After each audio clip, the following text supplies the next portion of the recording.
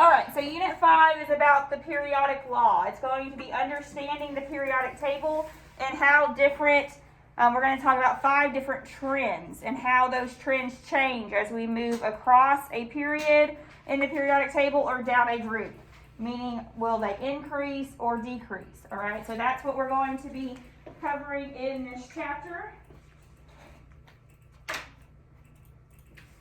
So first off, the history of the periodic table. So Mendeleev is the first scientist to try to start putting all these elements. So different scientists were discovering elements, all right, but there was no order, there was no grouping of these elements, all right. So before Mendeleev, just a bunch of elements were being discovered. Mendeleev was the first one to try to arrange it in any sort of way. And he arranged the elements in order of increasing atomic mass. He created a basic table in which he grouped properties, similar properties of elements, all right, and then put them in order of atomic mass, which for the most part does fit our current periodic table. There were still some elements that were left to be discovered. Not every element had been discovered, and he could tell that because as he was arranging the elements that had been discovered, there were some holes or some gaps because they didn't have similar properties. So he couldn't just make the elements fit wherever he wanted. They had to be grouped according to their properties.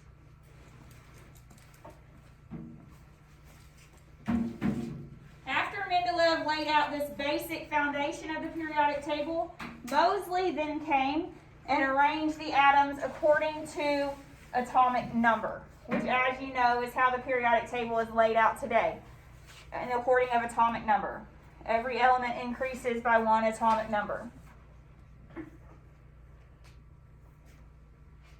That gave way for the periodic law. And what this periodic law is that physical and chemical properties of the elements are functions of their atomic number. He saw that as he was grouping these elements, the elements started to fall in place with similar properties. So the first thing we're going to do in this chapter is discuss all the groups of the elements, or the main group elements, and discuss their properties so we can understand how each group on the periodic table, if you remember, groups are the vertical columns on the periodic table, so how each one of those groups have similar properties and what those properties are. After that, we'll find out about this function of atomic number.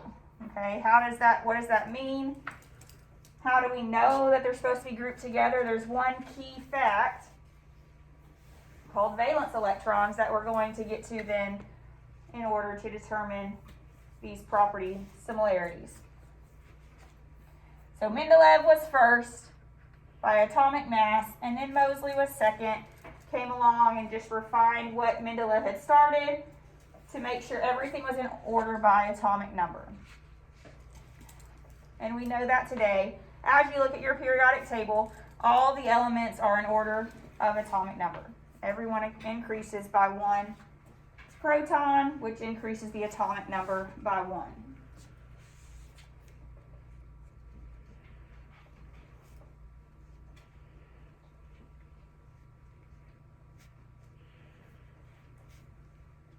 Any questions on Mendeleev or Moseley?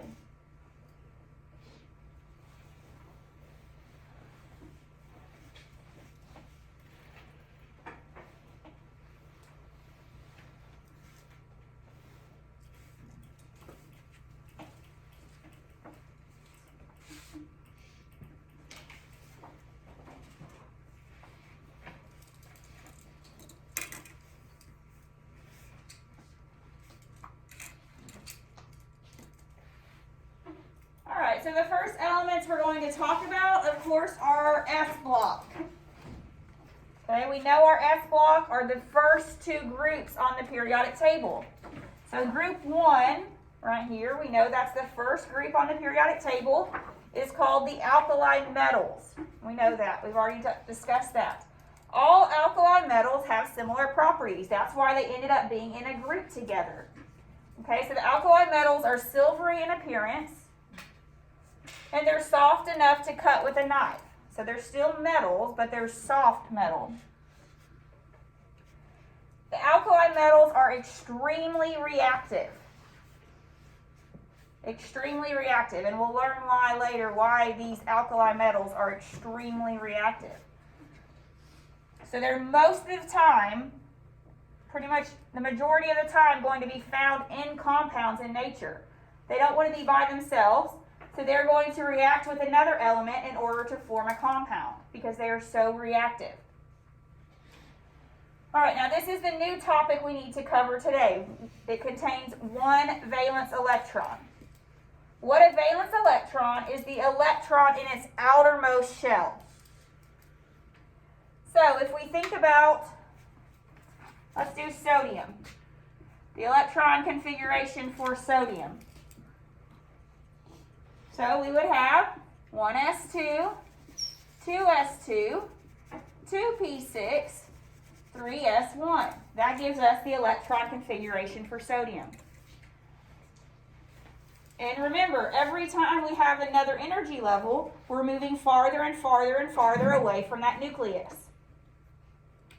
So if I'm talking about valence electrons, all I'm concerned about are the electrons in my outermost shell. Okay, it doesn't matter what is going on right now on the electrons underneath that outer shell. So if I'm looking at the electron configuration for sodium, how many electrons do I have in my outer shell? Just one, right? So this is what I'm concerned about. My third energy level, that's my outer energy level, and I have one valence electron. So what do you think about potassium? Find potassium. It's also in group 1. How many valence electrons do you think potassium is going to have? Also 1. Right? Because its third energy level is filled up, and then there's only one electron in its fourth energy level, or the outer shell. Okay, so for this chapter, we're just going to be concerned with these valence electrons, or how many electrons are in that outer shell. So every element in group 1 will always have one valence electron. All right, always. That's how the electron configuration works. Everything is filled up in the lower energy levels, and then that outer energy level only has one electron. Any questions on group 1? All right, now we're on to group 2, alkaline earth metals. Okay, alkaline earth metals, they are grouped together because they are also similar in properties. Okay, they're also going to be metals. They're going to be harder, physically harder than alkali metals. Okay, that's just one of their characteristics. Another thing, they're less abundant, and they are usually found in the Earth's crust. Okay, so that's just something interesting about the alkaline earth metals. You won't be tested on all these small little facts about these things, okay? It's just interesting to know, but what you need to know are the names, valence electrons, all right, and then, of course, we have to know group 1's extremely reactive because that's going to help us later. All right, so group 2. Let's write the electron configuration for magnesium. So we would have 1s2, 2s2, 2p6, 3s2. So the first and second energy levels are all filled up, right? That's it. We have every electron that we can filled up. So how many valence electrons or outer electrons does magnesium have? 2. 2 on that third energy level, 2 in the outer shell. So every element in group 2, because of its electron configuration, will always have 2 valence electrons. All right, any questions on group 1 or group 2? All right, so that finishes off our S block. So based on our electron configurations, where do we go next after S? What's this? P, party room. So now we're going to talk about our P block elements. We have 6 groups, as you know, in our P block elements. Okay, in our P block. That's because 6 electrons could fit in our P block. So group 13. Goodness, something's going on. Group 13 does not have a special name. Okay, we learned that earlier. It starts with boron. Sometimes it'll be referred to as the boron group. All right, but no specific name. They're always found combined with other elements in nature. They don't want to be by themselves either. They won't be by themselves. And it's going to contain 3 valence electrons. Let's see why. Let's do the electron configuration for boron. All right, so we have 1s2, 2s2, and 2p1. This is for boron. Teachers, please pardon this interruption. If you have any more blue impact A forms, could you please send them up at this time? If you have any more blue impact A forms, could you please send them up at this time? Thank you. So, for group 13, how many valence electrons for boron, as an example, does it have? How many electrons are in my outermost shell? 3. 2 in my S and 1 in my P, because they're both in the second energy level. All right, so 3 valence electrons. The same thing if I was going to do aluminum. I'd come down to my third energy level. 3 S2, 3 P1. Okay, so 3 valence electrons. Now move on to group 14. 1 row over there. Carbon, once again, no special name for this. Carbon, its group varies a lot. We can't say that there's one specific property for the carbon group. Why would you think? Look at that group. Look at your periodic table. Why would you think that we can't say, hey, there's one specific property for every element in this group?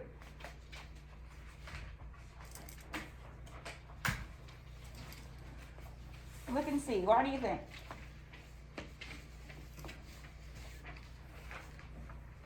Any thoughts? It intersects the nonmetals and metalloids category. Exactly right. If I look down that group of carbon, I have a non-metal carbon on the top, I have some metalloids, and then I have some metals. So it's pretty hard to say one property that relates all of those elements, right? So the properties are going to vary in this group.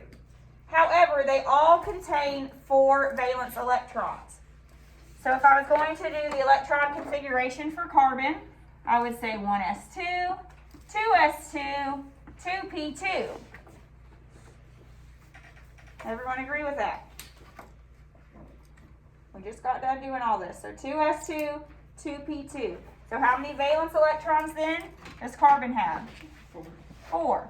2 in my 2s and 2 in my 2p, because they're still on the same energy level. So 4 valence electrons. So every element in group 4 will have, group 14 will have 4 valence electrons. You don't have to worry about knowing what this allotrope is. It's just interesting to note that because these fill in a different category, forms of the element in the same state of matter, but they can have different physical properties. So carbon, you know, carbon is in graphite and pencil, right? Carbon also makes up diamonds.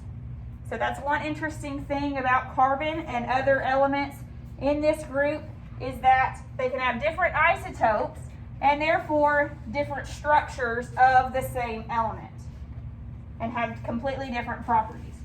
So just something interesting about that element. Any questions on group 13 or 14? We're going to continue to move through the P block since we've already only gotten to 2 so far. So here's just interesting, these are all allotropes of carbon. Okay, so these are all different figures of carbon and structures.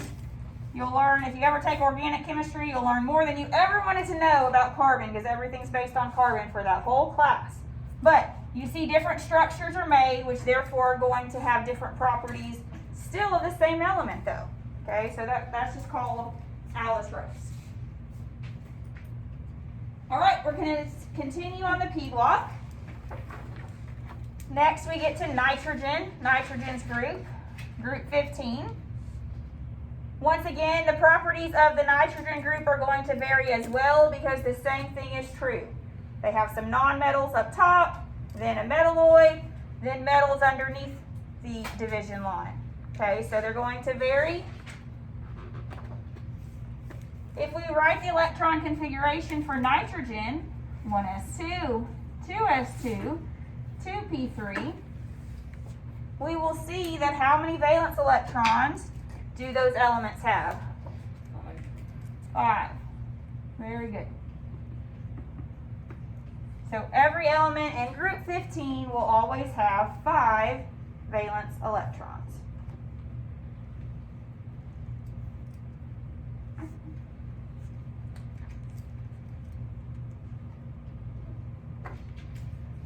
Now we get over here to oxygen, group 16, oxygen's group. The majority of the elements in oxygen's group are nonmetals. We made it almost all through the metalloid line. Okay, so they tend to want to gain electrons. Why do you think that oxygen's group would want to gain electrons? They're closer to the full amount of valence electrons above it. Very good. It's very close to that noble gas configuration. You're going to hear me say that 1,000 times this chapter. Every element wants to be a noble gas because they have a full outer shell. They are happy. They're unreactive. They don't want anything to take their electrons. They don't want to give any electrons away. They don't want to gain any more. So since oxygen is so close, all right, we'll know that these elements want to gain electrons to get to that noble gas configuration. All right, so let's talk about its configuration. We have 1s2, 2s2, 2p4. So how many valence electrons does oxygen's group have? 6. All right. So every element in group 16, 6 valence electrons. Any questions on nitrogen or oxygen's groups? All right, we have two more groups in the P block to finish up. Group 17 we know are called the halogens. They have a special name now, the halogens. They're nonmetals, we know, nonmetals on that side, right, of the stair-step line. So they're going to commonly form compounds with metals and form what we call salts. That's how we know sodium, chlorine, salt. All right, chlorine is a halogen. So a salt is typically a combination of any metal and a halogen. They are reactive nonmetals that tend to gain 1 electron. So let's talk about its valence electrons and then we'll see, well, why do they want to gain 1? So if we're going to do we'll do fluorine electron configuration. We have 1s2, 2s2, 2p5. So how many valence electrons does fluorine have? 7. So every element in group 17 is going to have this ending of its configuration. So therefore, always 7 valence electrons. Now, halogens are the most reactive of the nonmetals, but the alkali metals are the most reactive of anything. Okay, so if I ask you, what is the most reactive? Alkali metals. Okay, alkali metals are the most reactive. but halogens are the most reactive of the nonmetals. Why do I say they want to gain one electron? It's going up as fast as it's going down the beat. That's right. So fluorine is right here. It's so close to become neon. It's so close to become a noble gas. It has 7. Neon has 8. Every element wants to gain that octet, or that 8 in the outer shell. Okay, fluorine's no exception. So fluorine is going to want to gain 1 electron in order to become like a noble gas, like neon. Okay, so that's why they're so reactive, because they're trying to find something with an electron, to get an electron in order to become like a noble gas. All right, last group for the P block are the noble gases. Okay, we know noble gases, group 18 here on the very end. They are colorless. Most of the time they are gas, except here down at the end, but they're typically always going to be gases, and they are unreactive.